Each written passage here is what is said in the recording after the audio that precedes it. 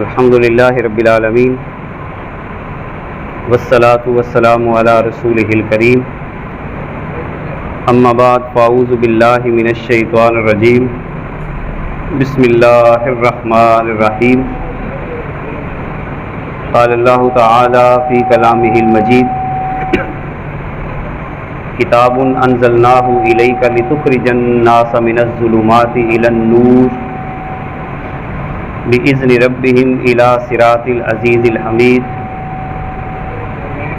صدق الله العظيم وبلغنا رسوله النبي الكريم الرؤوف الرحيم إن الله وملائكته يصلون على النبي يا أيها الذين آمنوا صلوا عليه وسلموا تسليما اللهم صل على محمد وعلى آل محمد كما صليت على إبراهيم وعلى آل إبراهيم إنك حميد مجيد اللهم بارك على محمد وعلى آل محمد كما باركت على إبراهيم وعلى آل إبراهيم إنك حميد مجيد الصلاة والسلام عليك يا رسول الله الصلاة والسلام عليك يا حبيب الله وعلى آلك وأصحابك يا رحمة للعالمين۔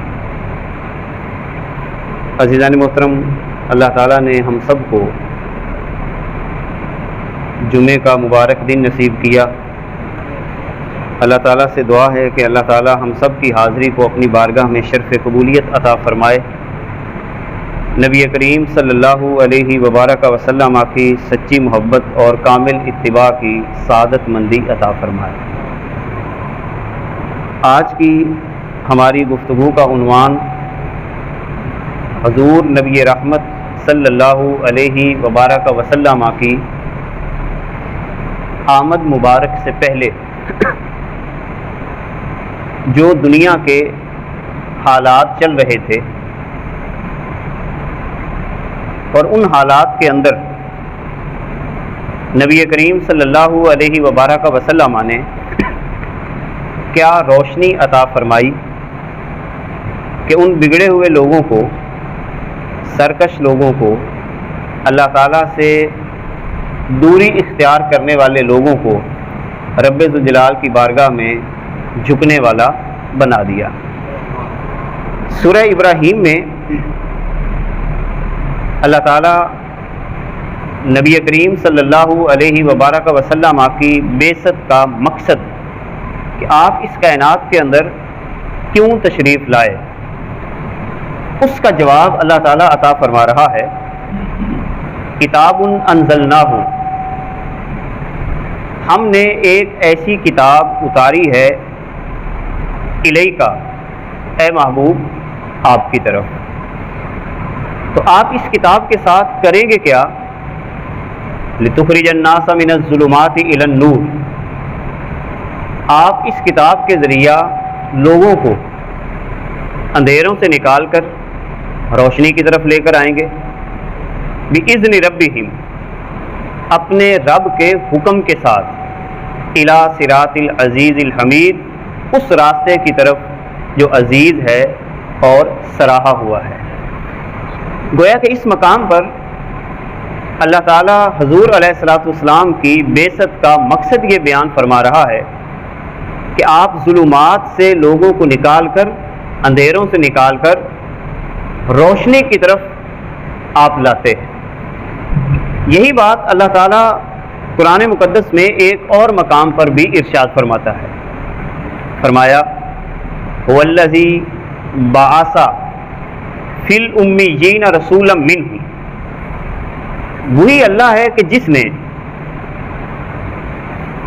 ایک رسول بھیجا امیین میں، اور یہ رسول کرے گا کیا؟ یتلو علیہم آیاتہ، سب سے پہلا کام یہ کرے گا کہ اللہ تعالیٰ کی لاریب کتاب کی آیات کی تلاوت کرے گا، اور صرف تلاوت نہیں کرے گا، دوسرے نمبر پہ نبی کریم صلی اللہ علیہ وسلم کی جو ڈیوٹی اللہ تعالیٰ نے لگائی ہے، وَيُزَكِّيهِمْ، جو ان کے دلوں کے اوپر میل جم چکی ہے، یہ ظلم کا شکار ہو چکے ہیں، بت پرستی ہے، انانیت ہے، وہم ہے، اور کتنی ایسی خرابیاں جن کا یہ شکار ہو چکے ہیں، فرمایا وَيُزَكِّيهِمْ، حضور علیہ الصلوۃ والسلام ان کے دلوں کا تزکیہ کرتے ہیں، ان کے دلوں کو پاکیزہ کرتے ہیں۔ پاکیزہ کرنے کے بعد پھر کیا کام کرتے ہیں؟ وَيُعَلِّمُهُمُ الْكِتَابَ وَالْحِكْمَةَ، پھر کتاب اللہ کی تعلیم دیتے ہیں، دانائی عطا فرماتے ہیں۔ وَإِن كَانُوا مِن قَبْلُ لَفِي ضَلَالٍ مُبِينٍ، اگرچہ یہ اس سے پہلے کھلی گمراہی کے اندر پڑے ہوئے تھے۔ آج کی گفتگو میں ہم نے یہ جائزہ لینا ہے کہ وہ کون سی کھلی گمراہیاں تھیں جو آقا نعمت صلی اللہ علیہ وسلم کی آمد سے پہلے دنیا کے اندر پائی جا رہی، اور بالخصوص عرب میں۔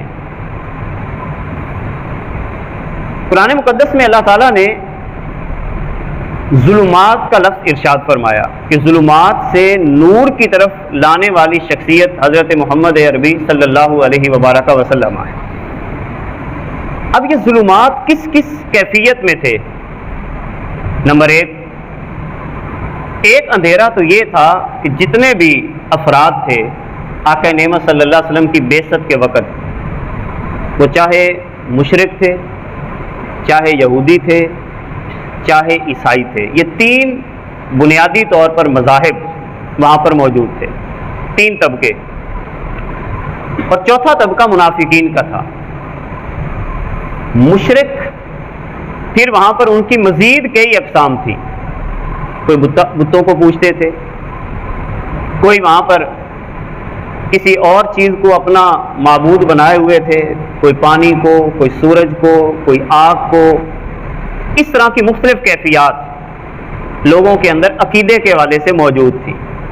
یعنی اللہ کی ذات کو بھی مانتے تھے، مگر اللہ کے ساتھ ساتھ وہ کسی اور کو بھی اللہ کے مقابلے میں برابر کا شریک سمجھتے تھے، اور یہ سمجھتے تھے کہ اللہ تعالیٰ جو ہے وہ ان کا محتاج ہے، جو کام یہ کرتے ہیں وہی اللہ کرتا ہے، لہذا وہ بتوں کو، آگ کو، ہواؤں کو، اسی طرح سانپوں کو، اس کے علاوہ بہت ساری ایسی اشیاء جن کی وہ پوجا پاٹ کیا کرتے تھے۔ پھر اس کے علاوہ رسومات بگڑی ہوئی تھی، یعنی وہ رسمیں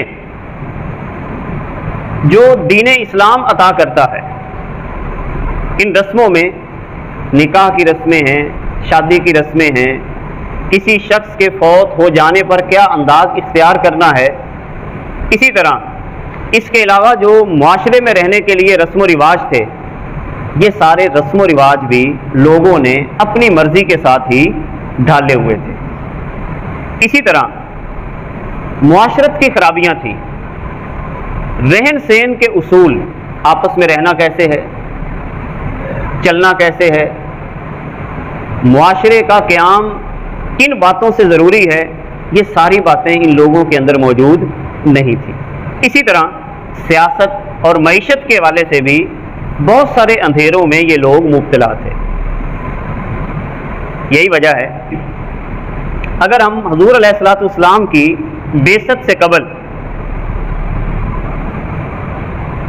حالات کا جائزہ لیتے ہیں، ان میں بہت بڑی بڑی سلطنتیں جو اس وقت موجود تھیں، آقا کریم علیہ الصلوۃ والسلام جس وقت کائنات میں تشریف لائے اور اعلان نبوت کیا، ایران کی سلطنت تھی، یونان کی سلطنت تھی، رومیوں کی سلطنت تھی، اور پھر عرب کا علاقہ تھا۔ اگر ہم ایران کی کیفیت کا جائزہ اس وقت لیں حضور علیہ الصلوۃ والسلام کی آمد سے پہلے، اب ان کی کیفیت یہ تھی کہ وہ مذہبی طور پر وہ مظاہر پرست تھے، یعنی جو چیز ان کو سامنے نظر آتی اور جس کے بارے میں دل ٹک جاتا، بس اسی کو ہی اپنے عقیدے کا حصہ بنا لیتے، یعنی ظاہر پرستی۔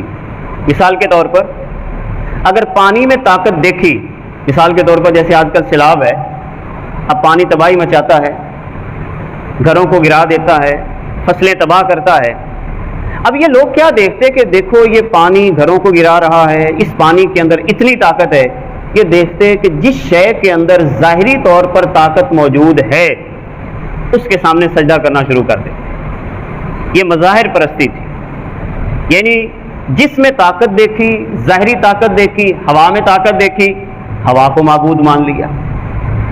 سورج کی تمازت کو دیکھا کہ دیکھو اس کے ساتھ فصلیں پکتی ہیں، سورج کے ساتھ ہم توانائی حاصل کرتے ہیں، سورج کی پوجا کرنا شروع کر دی۔ کئیوں نے تاروں کی پوجا کرنا شروع کر دی، آگ کی پوجا کہ دیکھیں آگ جو ہے یہ لکڑی کو کھا جاتی ہے، یہ کیا کیا کارنامے سر انجام دیتی ہے۔ تو یہ سارے کے سارے جو ایران کے لوگ تھے اس وقت حضور علیہ الصلوۃ والسلام کی آمد سے پہلے یہ ظاہر کی پوجا پاٹ کیا کرتے تھے۔ اسی طرح ان کی جو سیاسی حالت تھی ایران کی وہ یہ تھی کہ ان کے بادشاہ جو تھے وہ ساسانی بادشاہ کہلاتے تھے، اور ان بادشاہوں کا نظریہ یہ تھا کہ یہ اپنی رعایا کے بارے میں یہ نظریہ رکھتے تھے کہ یہ ہمیں خدا سمجھے، باقاعدہ طور پر اپنی رعایا کو مجبور کرتے اور یہ کہتے کہ ہماری طاقت کو تسلیم کیا جائے، ہمارے سامنے جھکا جائے۔ اب یہ ان کی کیفیت ہے، اور ان کی ایک اور کیفیت ساسانی بادشاہوں کی یہ تھی کہ یہ مقدمہ چلائے بغیر لوگوں کو موت کے گھاٹ اتار دیتے۔ یہ وہاں پر ان کی سیاسی حالت تھی ایران کی۔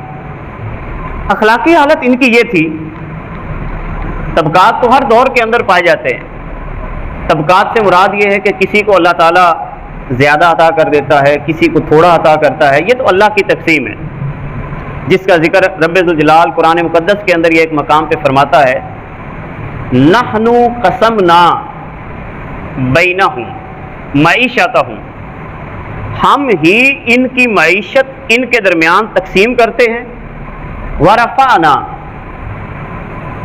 بعضہم فوق بعض درجات، اور ہم ہی بعض کو بعض کے اوپر درجے عطا کرتے ہیں۔ اس کا مطلب ہے کسی کو زیادہ دینا یا کسی کو تھوڑا دینا یہ کسی انسان کے اختیار میں نہیں ہے۔ رب ذوالجلال یہ فرما رہا ہے کہ یہ ہماری مرضی کے ساتھ ہوتا ہے، ہم بعض کو بعض پہ بلندی عطا کر دیتے ہیں، پیسے کے اعتبار سے، زمین کے اعتبار سے، ظاہری جو دولت ہے اس اعتبار سے ہم بلندی عطا کرتے ہیں۔ مقصد اس کا کیا ہوتا ہے؟ تاکہ نظام معاشرت جو ہے وہ چلتا رہے، ایک دوسرے کی محتاجی رہے، معاشرہ آگے بڑھے، اس کا بنیادی طور پر مقصد یہ تھا۔ مگر ان کی حالت کیا تھی؟ ایران کی اخلاقی حالت یہ ہو چکی تھی کہ نچلے طبقے کا کوئی بھی فرد اعلیٰ طبقے میں داخل نہیں ہو سکتا تھا، یعنی یہ سمجھا جاتا کہ یہ تقسیم ہے، اور اس تقسیم کو منو آنو اپنی زندگی کا حصہ بنا لیتے۔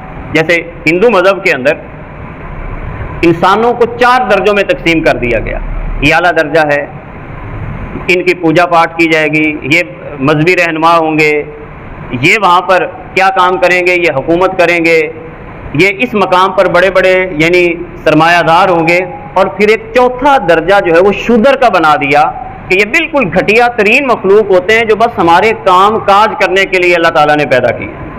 اب یہ طبقات کی تقسیم جو تھی ایران کے اندر بھی تھی، اور اس کے مقابلے میں ہندوستان کے اندر بھی یہ طبقاتی تقسیم، بڑے کا فرق، چھوٹے کا فرق، امیر اور غریب کا فرق، اسی طرح جیسے ہمارے ہاں میں بڑے پیار سے یہ لفظ سمجھانے کے لیے کمی کمین کا لفظ کہ یہ کمی ہے، یہ کمین ہے، یہ نچلے درجے کے لوگ ہوتے ہیں، ان کا بڑے لوگوں کے ساتھ کوئی یہاں پر لین دین نہیں ہوتا، ان کی ٹور وکھری ہوتی ہے، یہ اور مخلوق ہوتے ہیں۔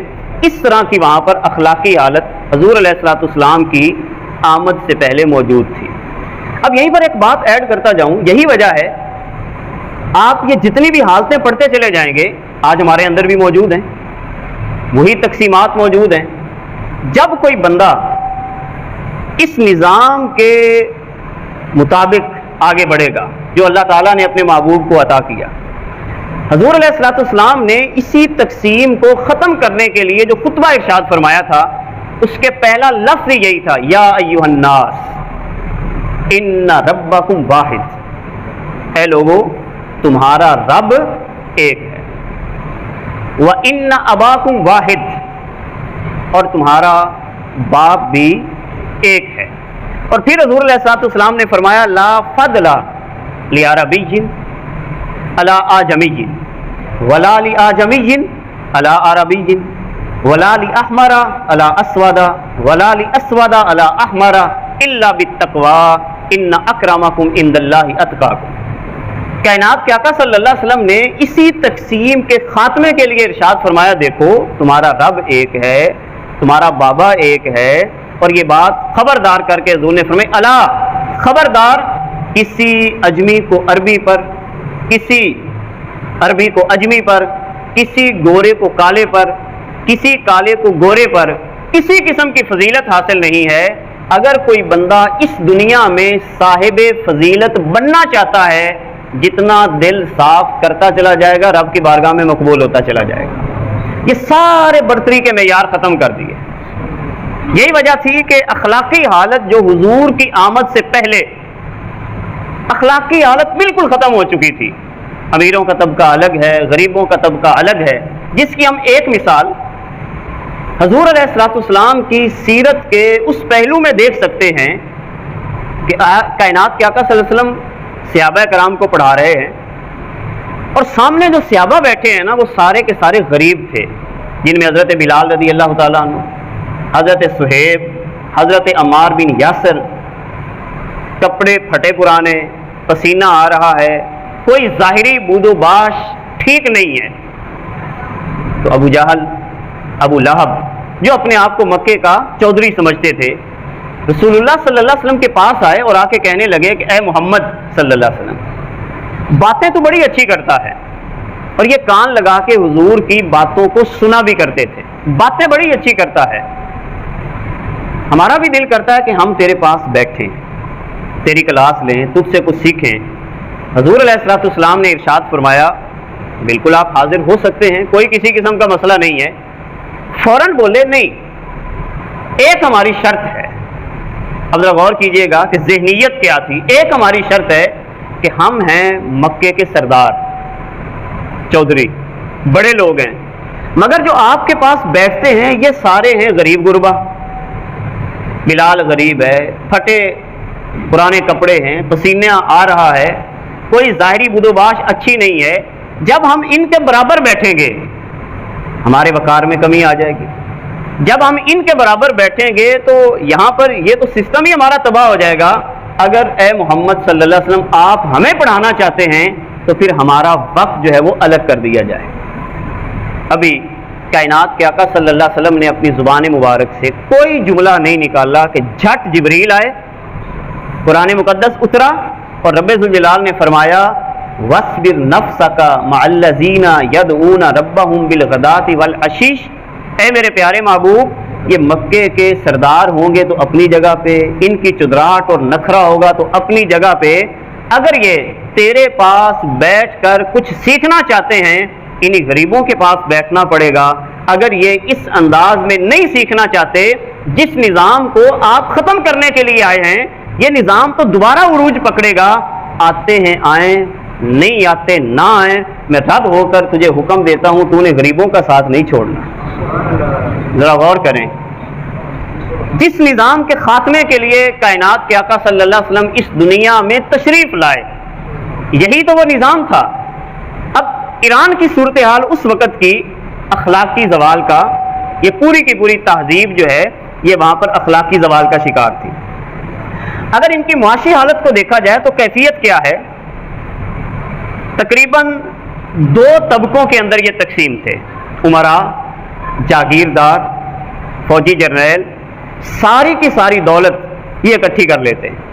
دوسرا طبقہ مزدوروں کا، کاشتکاروں کا، دستکاروں کا جو دستکاری کرتے، اور کسانوں کی حالت اتنی قابل رحم تھی کہ جو قانون ہوتا تھا وہ غریب کی کبھی بھی حمایت نہیں کرتا تھا، سارا کا سارا قانون امیر کی حمایت کرتا۔ یہی وجہ ہے امراء جتنے بھی سرمایہ دار تھے، کسانوں، غلاموں اور رعایا کی زندگی اور موت کا اپنے آپ کو مالک سمجھتے تھے۔ وہ سمجھتے تھے کہ جتنے بھی غلام ہیں، یہ جتنے بھی رعایا ہیں، ان کی زندگی پر ہمارا حق ہے۔ ہم ان کو کہیں کھڑے ہو جائیں، ان کو کھڑے ہو جانا چاہیے، ہم ان کو کہیں بیٹھ جائیں ان کو بیٹھ جانا چاہیے. تو یہ ساری کی ساری صورتحال رسول اللہ صلی اللہ علیہ وسلم کی آمد سے پہلے ایران کی یہاں پر یہ کیفیت تھی. دوسری طرف یونان اس وقت یونانی فلسفہ اور یونان کی تہذیب جو ہے یہ اپنے عروج پہ تھی. اب یونان کی حالت کیا تھی؟ مذہبی حالت.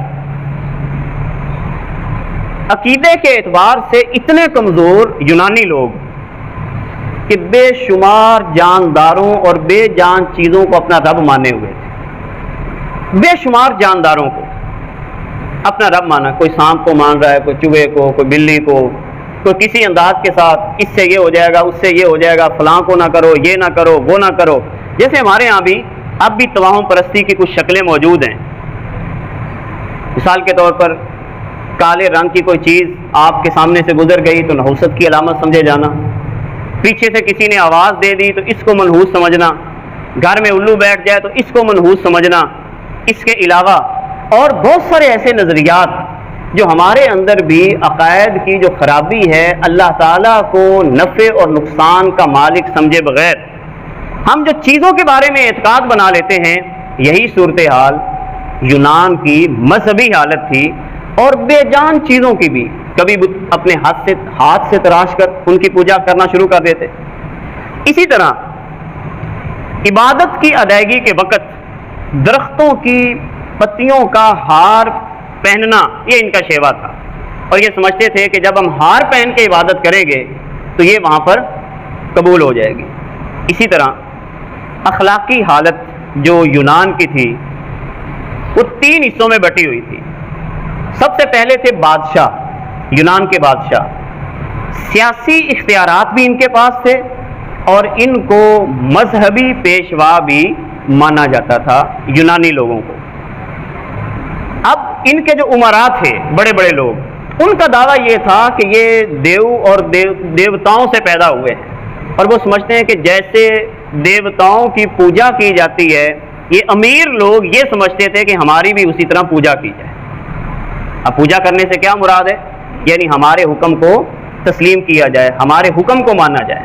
اب اسی کے ساتھ نبی کریم صلی اللہ علیہ وبارک وسلم آپ کی آمد کے وقت جو حالت مصر کی تھی, دیوتاؤں کے پجاری تھے, اور سیاسی حالت یہ تھی کہ اعلیٰ طبقہ مذہبی پیشواؤں کا تھا, اور اوپر کا آرڈر ہی حرف آخر سمجھا جاتا. اس کے اندر کسی کو چونو چرا کرنے کی ہلکی سی بھی اجازت نہیں ہوتی تھی. آگے بڑھیں.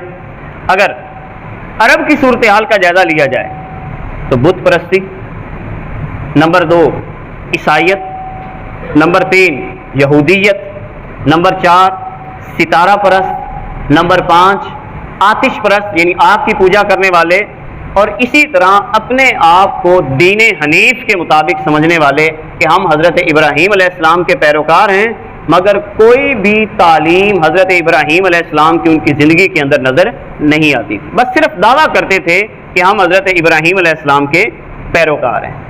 اخلاقی حالت یہ ہے جنگ و جدل, بے رحمی, جوا کھیلنا, حتیٰ کہ جوئے کے اندر بچوں اور خواتین کو بھی یہ لوگ ہار دیتے تھے. یعنی یہ یہاں پر عرب کی صورتحال تھی. سود کا کاروبار اپنے عروج پہ تھا, لوٹ مار تھی, عورتوں کا وراثت میں کسی قسم کا کوئی حصہ وہاں پر موجود نہیں تھا. یہ ساری خرابیاں رسول اللہ صلی اللہ علیہ وسلم کی آمد کے وقت پوری دنیا کے اندر موجود تھی. اب ذرا جائزہ لیں, کتنی بڑی بڑی سلطنتیں وہاں پر قیام پذیر ہیں. ایران کی سلطنت ہے, یونان کی سلطنت ہے, روم کی سلطنت ہے, مصر کی سلطنت ہے. ادھر سے جس علاقے میں رسول اللہ صلی اللہ علیہ وسلم تشریف لائے وہ وہاں پر اس کی کیفیت ہے.